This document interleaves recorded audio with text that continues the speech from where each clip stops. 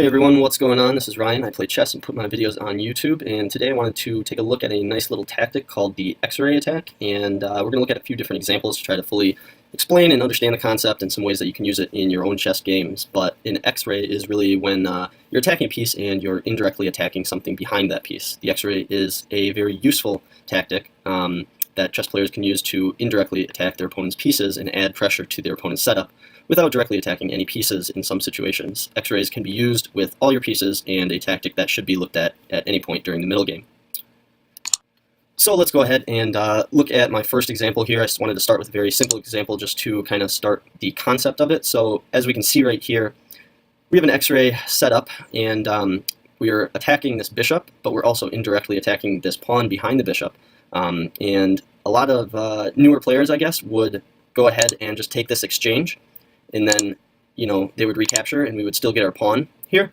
But unfortunately, when we take back the pawn, they can take back this pawn with their knight, and we're left with basically the exact same position and no advantage. So what we want to do is take here with the knight first. And you see now that if he takes with the bishop, we can take back and we're pawn up. So this is the basic concept of an X-ray attack. You're indirectly attacking another piece on the board, and often you can win, small material up into games, full games. We're going to take a look at full games here. So I wanted to start with simple positions in some of my own games and kind of increasingly get more challenging as we go on. So in this position here, his black's next move, we have the setup to a nice X-ray attack. He brings his bishop right here, attacking our rook. But what we can simply do is set an X-ray attack up on his queen. For example, if he went ahead and took our rook now, we would win a queen. And this is my first example. It's a one-move example. And now this attack on our rook is no longer on, and we're going to have a comfortable game after we take this pawn here and pin this bishop to this king, and then eventually win the bishop. So that was my first small example of the X-ray attack. Now we're going to get a little bit more complicated with this example. It's a two-move example. So if we take a look at the board right now and where all the pieces are, we can identify that our king is much safer. Black's king is in the center of the board right now, and that being said, this f-pawn is immediately more vulnerable than it is if you're castled. What we can also take note of is that our rook is pinning this knight here, but the stronger attack is taking this pawn right here. So how can we do this? It's not really advantageous for us right now to take with the knight right away, because he would just simply take back with the queen, or the king here. But a strong attack for us to do is, after they move a piece, for example, we can just take this rook, because, for example, if they take back with the pawn now, that's checkmate, if we can move our queen right here. So this is a two-move example. So this pawn is stuck right here, and we just won a free knight. If he were to take with the bishop, we would just take with the rook here. But this is an example of an X-ray attack, because we're indirectly attacking this pawn through this pawn right now. This pawn is the only thing protecting this knight. So we're able to grab a free knight in this particular setup. Let's go on to our third example. We're getting a little bit more complicated here, but if you remember our first example with the pawn in this location here and a knight and bishop pressure, you can understand the same concept that we're going to be using in this example. So they're first to move, and what they do is they take the pawn right here. Now they can simply recapture this knight, but instead of taking with the bishop first, and then, for example, they could take our knight, or they could move their rook and threaten our bishop and then take either of them. We can go ahead and take the more valuable rook first. And, for example, if he took back with the bishop now, we can take with our bishop. Or if he took our bishop, we can recapture with the pawn, and we're going to be a rook up. So this is a nice example that I liked of the X-ray attack, simply because it's the exact same concept that we used in my first simple example. So I like this example here. We're getting a little bit more complicated. I think this is a three-move example of the X-ray attack here.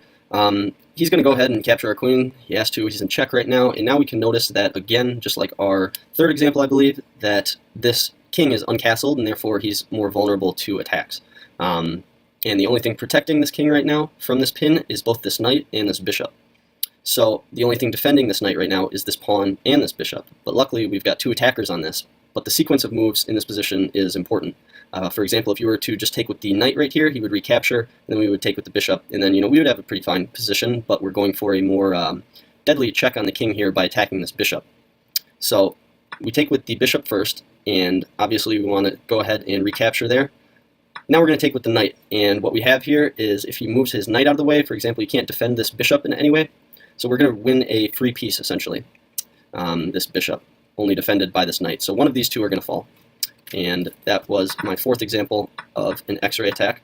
All right, now we're getting into some more complicated positions. I think this is a 5 or 6 move X-ray attack example.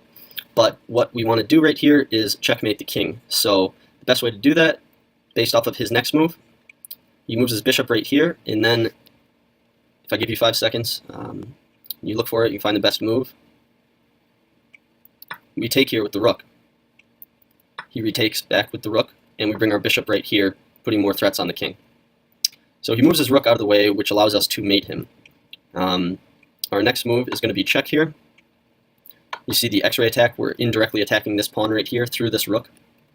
That was the example here of the X-ray, and this is just going to be an example of how to checkmate. So he moves his king right here, because he cannot move right here or right here. His only space right is this h8 square. So he moves right there, we take a step back, we come in with check again, and his only safe square is right here, and this is our checkmate. So this is a little bit harder to find simply because it involves a series of moves that leads to our X-ray attack here.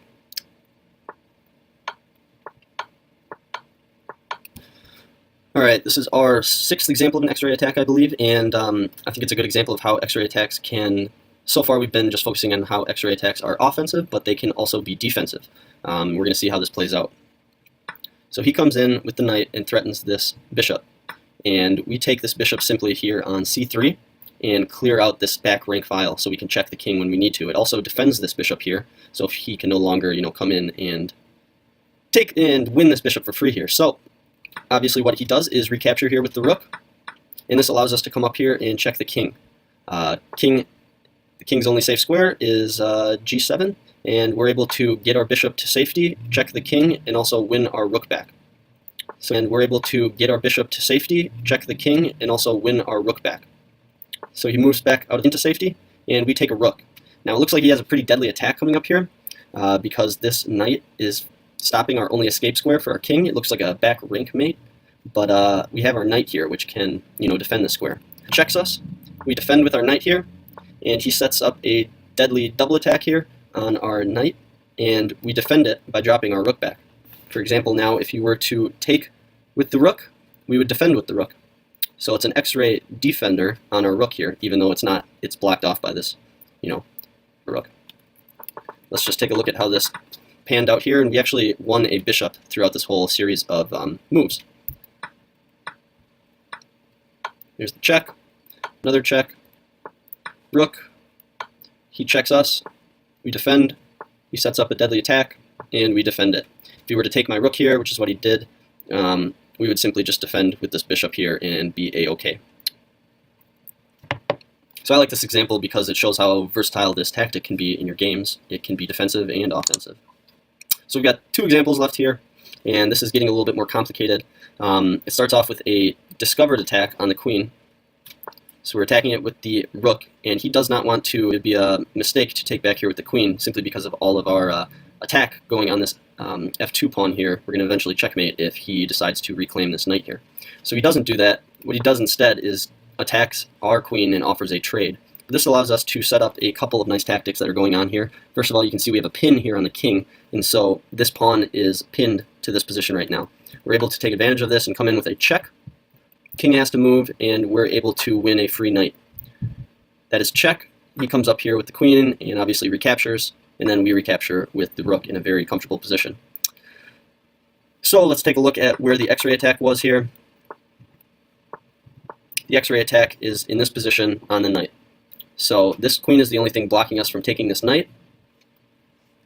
We come in here with check, win the knight, and that is the example of the X-ray attack in this specific setup.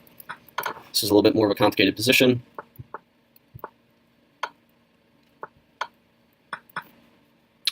And our last example of the X-ray attack is a very pretty example. I had one just like this in my Threats Everywhere video.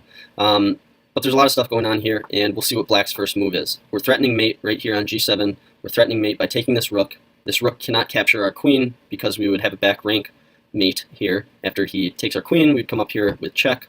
He would have to drop his rook back, and we would just simply take the rook. The king's only flight square is blocked right now by this rook taking away this square. So he defends this square and this mate, and his rook all at the same time by dropping his knight to this position. Instead of just simply taking this knight and then he would maybe take back with the pawn, we add more pressure to the situation by bringing our rook up here. Now we're threatening mate still, and he still cannot. Now this rook is pinned and he cannot capture our queen. The queen comes down here and does basically the only he can do at this position, which is check our king. We move our king to a safe square. He comes up with a check again. We simply recapture. He takes back with the knight, and then we have our X-ray attack on the king here, and that's checkmate.